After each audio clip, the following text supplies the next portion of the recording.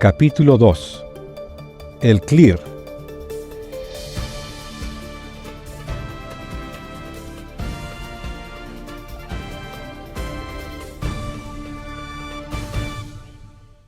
Dianéticamente hablando, al individuo óptimo se le llama clear. Esa palabra aparecerá mucho en este libro como sustantivo y llevará clear como verbo. Así que merece la pena dedicar tiempo aquí, al principio, a exponer con exactitud lo que se puede llamar un clear, la meta de la terapia de Dianética. Se puede someter a un clear a pruebas de todas y cada una de las psicosis, neurosis, compulsiones y represiones, todas ellas aberraciones, y se le puede examinar en busca de cualquiera de las enfermedades autogénicas, autogeneradas, a las que se denomina males psicosomáticos. Estas pruebas confirman que el clear carece completamente de tales males o aberraciones. Pruebas adicionales de su inteligencia indican que está muy por encima de lo que es normal en la actualidad. La observación de su actividad demuestra que se entrega a la existencia con vigor y satisfacción. Además, estos resultados pueden obtenerse comparativamente.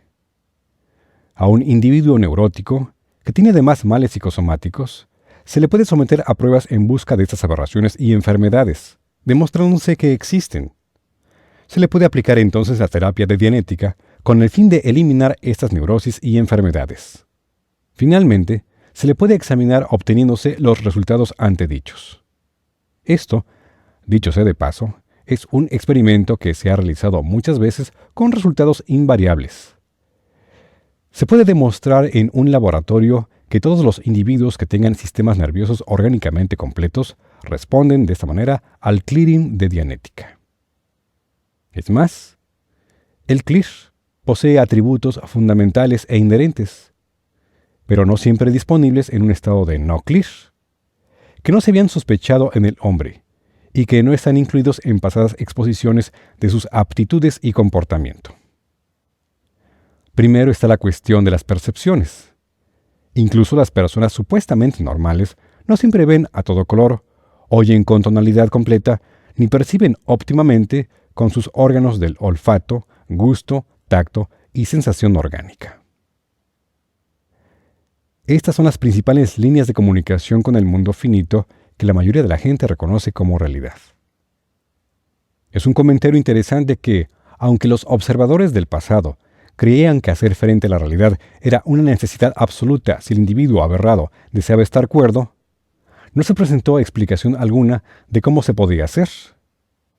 Para hacer frente a la realidad en el presente, sin duda uno tendría que ser capaz de percibirla por los conductos de comunicación que el hombre usa más frecuentemente en sus asuntos. Cualquiera de las percepciones del hombre puede estar aberrada por trastornos psíquicos que no permiten que la porción analítica de la mente del individuo se dé cuenta de las sensaciones que recibe. En otras palabras, aunque puede que nada vaya mal con los mecanismos de recepción del color, pueden existir circuitos en la mente que supriman el color antes de que se le permita a la conciencia ver el objeto. Se puede descubrir que el daltonismo es relativo o existe en grados, de tal modo que los colores parecen ser menos brillantes, apagados, o en caso extremo, estar totalmente ausentes. Todos conocemos gente para quien los colores vivos son detestables y gente que los encuentra insuficientemente vivos para advertirlos. Este grado variable de daltonismo no se ha reconocido como factor psíquico, sino que se ha presupuesto de una manera nebulosa que era alguna especie de afección de la mente cuando se advirtió en grado alguno. Hay personas para quienes los ruidos son bastante molestos, para quienes el insistente son agudo de un violín, por ejemplo, se parece mucho a tener metido un berbiquí en el tímpano, y hay otros para quienes 50 violines tocando fuertemente resultarían relajantes. Y están aquellos que en presencia de un violín muestran desinterés y aburrimiento. Y también hay personas para quienes el sonido de un violín, aunque esté tocando la melodía más intrincada, es algo monótono. Estas diferencias de percepción, sónica, auditiva, al igual que de color y otros errores visuales, se han atribuido a la naturaleza inherente de la persona o a deficiencias orgánicas, o bien no se les ha asignado ningún origen en lo más mínimo. Análogamente, los olores, las sensaciones táctiles, Las percepciones orgánicas, el dolor y la gravedad, varían ampliamente y sin razón aparente de persona a persona. Una verificación superficial entre sus amigos demostrará a cualquiera que existen enormes diferencias en la percepción de estímulos idénticos. Para uno, el olor del pavo en el horno es maravilloso, otro lo huele con indiferencia, y puede que otro ni siquiera lo huela. Y puede que algún otro mantenga que el pavo asándose huele exactamente igual que la brillantina, por poner algo extremo. Hasta que obtenemos clears, permanece oscuro por qué han de existir estas diferencias. Porque, en su mayor parte, esta aleatoria calidad y cantidad de percepción se debe a la aberración. Debido a las experiencias agradables del pasado y a la sensibilidad inherente, habrá cierta diferencia entre los clears. Y no se debe suponer automáticamente que la respuesta de un clear sea un término medio estandarizado y ajustado. Esa gris y execrable meta de doctrinas del pasado. El clear obtiene una respuesta máxima, compatible con su propio deseo por la respuesta. La cordita ardiendo sigue oliéndole peligroso, pero no lo pone enfermo. El pavo asándose le huele bien si tiene hambre y le gusta el pavo, en cuyo caso le huele muy muy bien. Los violines tocan melodías, no monotonías. No causan dolor y se disfrutan al máximo si, por cuestión de gustos, al clear le gustan los violines. De no ser así, le gustarán los timbales, los saxofones o, según su estado de ánimo, ninguna música en absoluto. En otras palabras, hay dos variables en juego.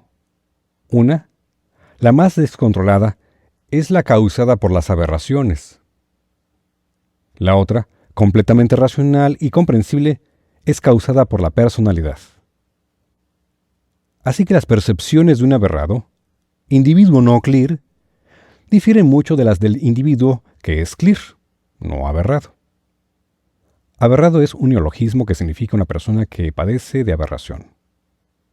Ahora, están las diferencias de los órganos de percepción en sí y de los errores ocasionados por estos. Algunos de estos errores, un mínimo, son orgánicos. Los tímpanos perforados no son mecanismos aptos para el registro del sonido. La mayoría de los errores de los percépticos, mensajes sensoriales, en la esfera orgánica están causados por errores psicosomáticos. Por todas partes se ven gafas sobre narices, incluso en niños. La mayoría de estos anteojos se posen en la cara en un intento por corregir una condición que el propio cuerpo está luchando por desarreglar otra vez. La vista, cuando se ha llegado a la etapa de las gafas, no debido a las gafas, se está deteriorando según el principio psicosomático. Y esta observación es tan irresponsable como la afirmación de que cuando las manzanas caen de los árboles, normalmente obedecen a la gravedad. Una de las cosas secundarias que le ocurren a un clear es que su vista, si como aberrado había sido mala, generalmente mejora de forma muy marcada y con una ligera atención recuperará la percepción óptima con el tiempo. Lejos de ser para el oculista un argumento en contra de Dianética, esto le asegura un negocio bastante bueno, pues ha sabido de clears que al final del tratamiento han tenido que comprar, en sucesión rápida, 5 pares de gafas para compensar el ajuste de la vista, y muchos aberrados que se hacen clear a edad avanzada se estabilizan en un máximo de visión ocular que está un poco por debajo de la óptima. La vista se redujo en el aberrado de manera orgánica debido a sus aberraciones, de modo que se redujo la función operativa óptima del órgano perceptivo en sí. Repetidas pruebas han demostrado que, con la eliminación de las aberraciones, el cuerpo hace un valeroso esfuerzo por hacer que vuelva a su condición óptima. El oído, junto con otros percépticos, varía orgánicamente en una amplia banda. Por ejemplo, las acumulaciones de calcio pueden hacer que los oídos zumben sin cesar. La eliminación de las aberraciones permite al cuerpo reajustarse hacia la condición más favorable que puede alcanzar. La acumulación de calcio desaparece y los oídos dejan de zumbar. Pero dejando aparte este caso tan específico, hay grandes diferencias de audición desde el punto de vista orgánico.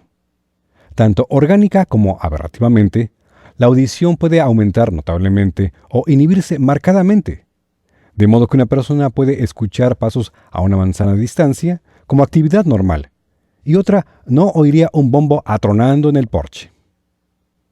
El que las diversas percepciones difieran ampliamente de individuo a individuo, tanto desde el punto de vista aberrativo como psicosomático, es el menor de los descubrimientos aquí descritos. La variación en la capacidad de recordar de una persona a otra es mucho más fantástica. En el proceso de observar clears y aberrados, salió a la luz un método de recordar completamente nuevo que era inherente a la mente, pero que no había sido observado. Este método de recordar, en su sentido más pleno, solo es posible en una pequeña porción de aberrados. Sin embargo, es estándar en un clear. Naturalmente, no se insinúa aquí que los eruditos de épocas pasadas hayan sido poco observadores. Nos estamos ocupando aquí de un objeto de inspección totalmente nuevo y hasta ahora inexistente, el clear. Lo que un clear puede hacer fácilmente, solo unas cuantas personas han sido parcialmente capaces de hacerlo, de vez en cuando, en el pasado. A la capacidad inherente no aprendida de los mecanismos de recordar de la mente se le puede denominar, como palabra técnica de dianética, retornar. Se usa con el sentido que el diccionario le da a esa palabra, añadiendo el hecho de que la mente la tiene como una función normal de recordar, del modo siguiente. La persona puede enviar una porción de su mente a un periodo pasado, de forma mental, o bien de forma mental y física combinada, y puede reexperimentar incidentes que han tenido lugar en su pasado de la misma manera y con las mismas sensaciones que antes.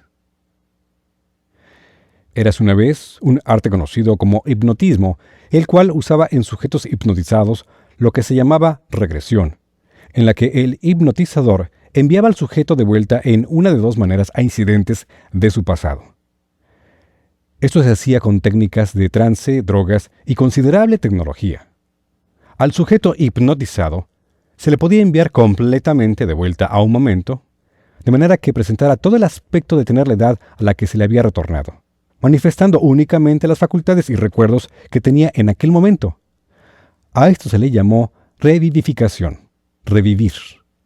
La regresión era una técnica mediante la cual parte del propio individuo permanecía en el presente y parte regresaba al pasado. Se suponía que estas aptitudes de la mente eran connaturales, solo en estado hipnótico, y solo se usaban dentro de la técnica hipnótica. Este arte es muy antiguo, remontándose varios miles de años, y existe hoy día en Asia como ha existido, aparentemente, desde el albor de los tiempos.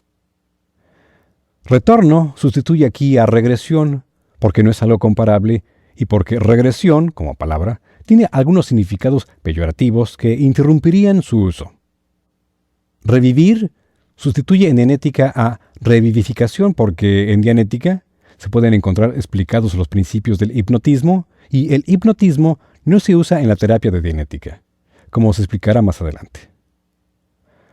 La mente, entonces, tiene otra capacidad de recordar. Parte de la mente puede retornar, aun cuando una persona esté totalmente despierta, y reexperimentar incidentes pasados completamente. Si quieres comprobar esto, inténtalo con varias personas hasta que descubras a una que lo haga fácilmente. Completamente despierto, él puede retornar a momentos de su pasado. Hasta que no se le pida que lo haga, probablemente no sepa que tiene esa capacidad. Si la tenía, probablemente pensaba que todo el mundo podía hacerlo. El tipo de suposición que ha impedido que gran cantidad de estos datos salieran a la luz con anterioridad. Puede volver a una ocasión en que estaba nadando y nadar con pleno recuerdo de oído, vista, gusto, olfato, sensación orgánica, tacto, etc.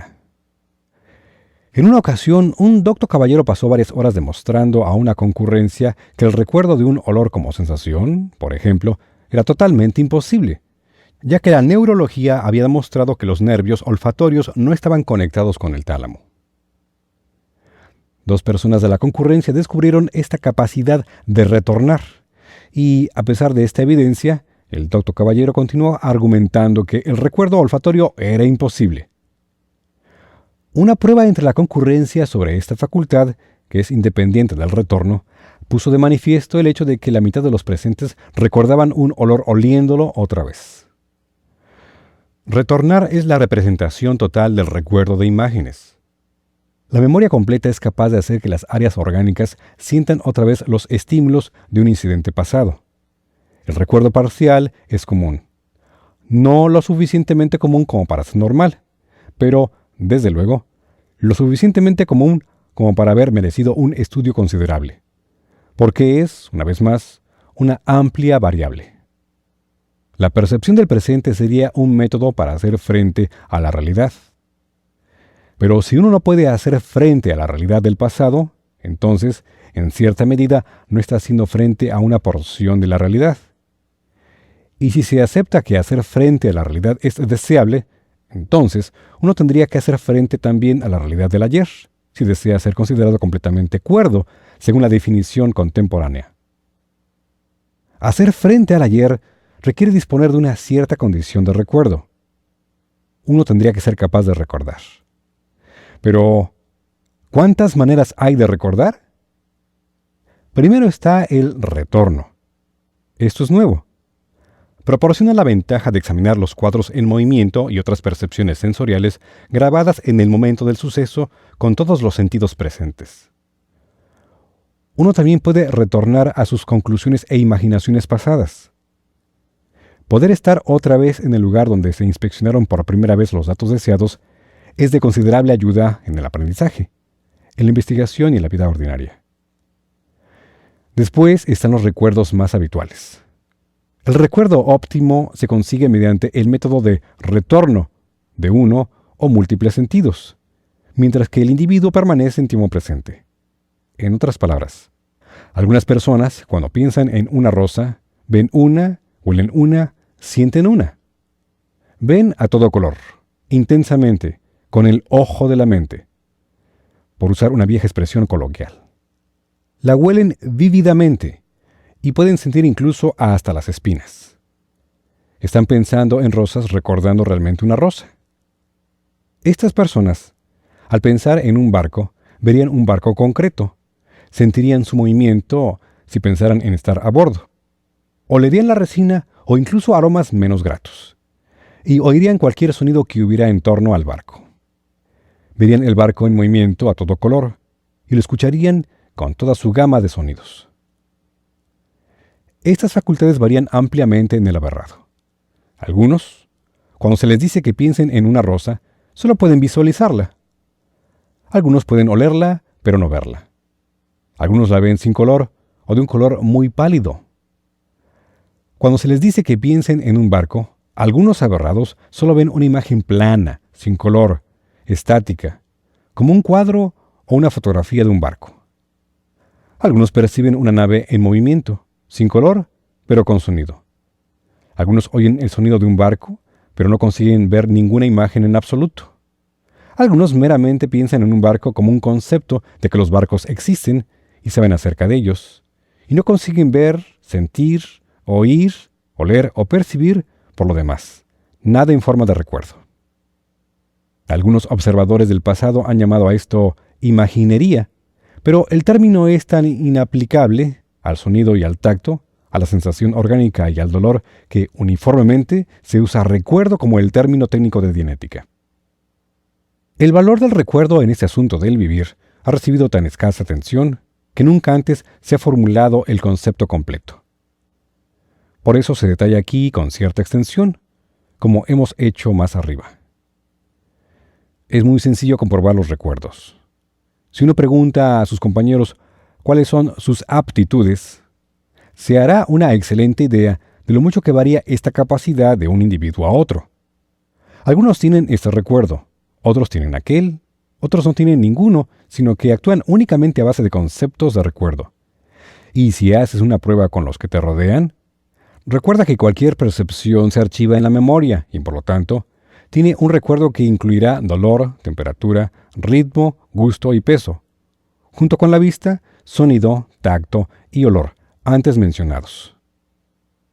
Los nombres de Dianética para estos recuerdos son visión, vista, sónico, sonido, táctil, tacto, olfatorio, olor, rítmico, sinestésico, peso y movimiento, somático, dolor, térmico, temperatura, y orgánico, sensaciones internas y, por nueva definición, emoción. Luego hay otro grupo de actividades mentales que se pueden resumir en los apartados de imaginación e imaginación creativa. Aquí hay, una vez más, material abundante para hacer pruebas. La imaginación es la recombinación de cosas que uno ha sentido, pensado o a las que ha dado existencia mediante una computación intelectual, las cuales no necesariamente existen. Este es el método de la mente para contemplar metas deseables o predecir futuros. La imaginación es sumamente valiosa como parte de las soluciones esenciales en cualquier problema mental y en la existencia diaria. El hecho de que sea recombinación no le priva en ningún sentido de su vasta y maravillosa complejidad. Un CLIR usa la imaginación en su totalidad. Hay una impresión de la imaginación para la vista, el olfato, el gusto, el sonido, en resumen, para cada una de las percepciones posibles. Estas son impresiones fabricadas según modelos que hay en los bancos de memoria, combinados por medio de ideas y construcción conceptuales. Nuevas estructuras físicas, el mañana en términos de hoy, el próximo año en términos del año pasado, el placer a obtener, acciones que llevar a cabo, accidentes que evitar, todas estas son funciones de la imaginación.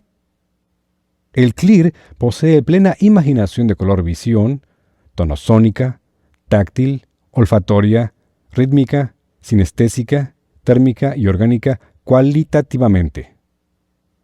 Al pedírsele que se vea a sí mismo dando un paseo en un carruaje dorado tirado por 4 caballos, él ve el carruaje moviéndose a todo color, oye todos los sonidos que deberían estar presentes, huele todos los olores que él cree que deberían estar ahí, y siente la tapicería, el movimiento y su propia presencia en el carruaje.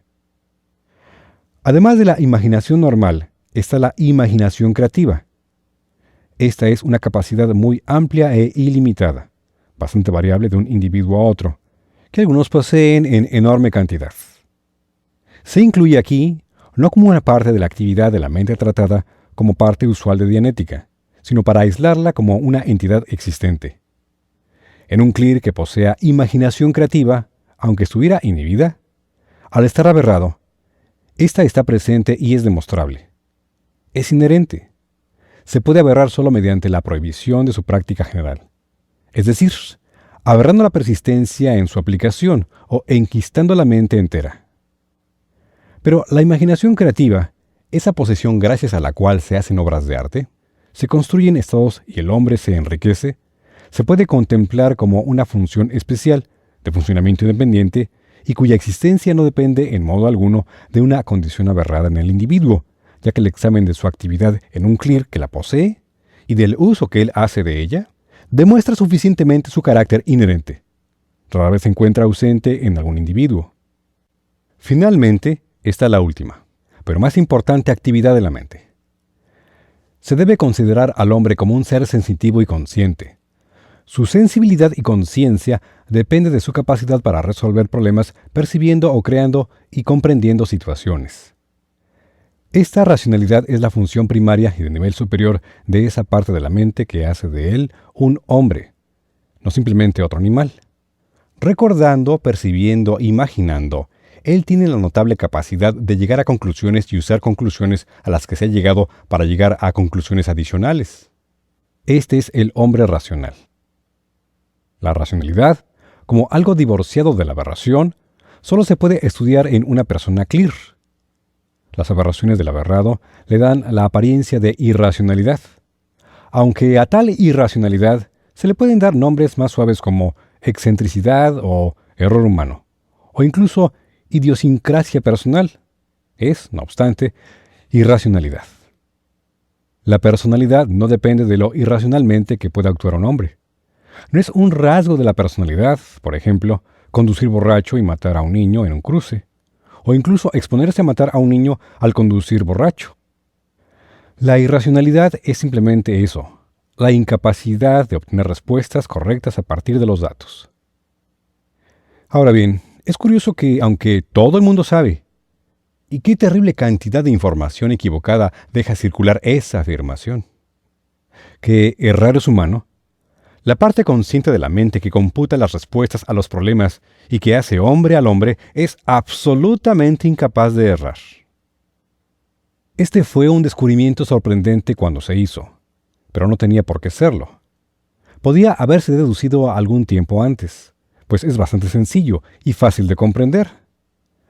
La verdadera capacidad de computar del hombre nunca se equivoca, ni siquiera en una persona muy seriamente aberrada. Observando la actividad de tal persona aberrada, uno podría suponer irreflexivamente que las computaciones de esa persona estaban equivocadas. Pero eso sería un error del observador. Cualquier persona, aberrada o clear, computa perfectamente según los datos almacenados y percibidos. Toma cualquier máquina calculadora corriente, y la mente es un instrumento excepcionalmente magnífico, muy superior a cualquier máquina que ella invente en épocas venideras. Y plantéale un problema para que lo resuelva. Multiplica 7 por 1. Responderá correctamente 7. Ahora multiplica 6 por 1, pero continúa apretando el 7. 6 por 1 es 6, pero la respuesta que obtendrás es 42. Continúa apretando el 7 y plantéale otros problemas a la máquina. Están mal, no como problemas, sino como respuestas. Ahora, fija el 7 de manera que permanezca apretado sin importar qué teclas se pulsen, e intenta regalar la máquina. Nadie la querrá porque, obviamente, la máquina está loca. Dice que 10 por 10 son 700. Pero, ¿está realmente mal la parte de la máquina que hace los cálculos o simplemente se le están proporcionando datos erróneos? De la misma manera, la mente humana, a la que se le exige resolver problemas de tal magnitud y con tantas variables como para confundir a cualquier mera máquina calculadora 1000 veces por hora, es víctima de datos incorrectos. Entran datos incorrectos en la máquina. La máquina da respuestas equivocadas. Entran datos incorrectos en los bancos de memoria humanos. La persona reacciona de una manera anormal. Esencialmente, entonces, el problema de resolver la aberración es el problema de encontrar un 7 atorado. Pero de eso hablaremos mucho más adelante. Por ahora, hemos alcanzado nuestros fines inmediatos. Estas son las diversas aptitudes y actividades de la mente humana en su constante tarea de resolver y solucionar una multitud de problemas. Percibe, recuerda o retorna, imagina, concibe y entonces resuelve. Sirviéndose de sus prolongaciones, los percépticos, los bancos de memoria y las imaginaciones, la mente produce respuestas que son invariablemente exactas, modificadas solo por la observación, la educación y el punto de vista. Y los propósitos básicos de esa mente y la naturaleza básica del hombre, según se puede descubrir en el clear, son constructivos y buenos, uniformemente constructivos y uniformemente buenos, viéndose modificadas las soluciones únicamente por la observación, la educación y el punto de vista. El hombre es bueno. Quítale sus aberraciones básicas, y con ellas se va la maldad a la que el escolástico y el moralista le tenían tanto cariño. La única parte que se puede separar de él es la parte maligna, y cuando se separa, su personalidad y su vigor se intensifican, y él se alegra de ver cómo desaparece la parte maligna porque era dolor físico. Más adelante hay experimentos y pruebas para estas cosas, y se pueden medir con la precisión con la que el físico está tan encariñado. El clear, pues, no es una persona ajustada, impulsada a la actividad por sus represiones ahora totalmente enquistadas. Es una persona sin represiones, que actúa con autodeterminismo, y sus aptitudes para percibir, recordar, retornar, imaginar, crear y computar están esbozadas como hemos visto. El clear es la meta de la terapia de Dianética, una meta que con algo de paciencia y un poco de estudio y trabajo se puede alcanzar. A cualquier persona se le puede llevar a clear a menos que haya sido tan desafortunada que se le haya extirpado una gran parte de su cerebro o que haya nacido con una estructura nerviosa enormemente deformada. Hemos visto aquí la meta de Dianética. Inspeccionemos ahora la meta del hombre.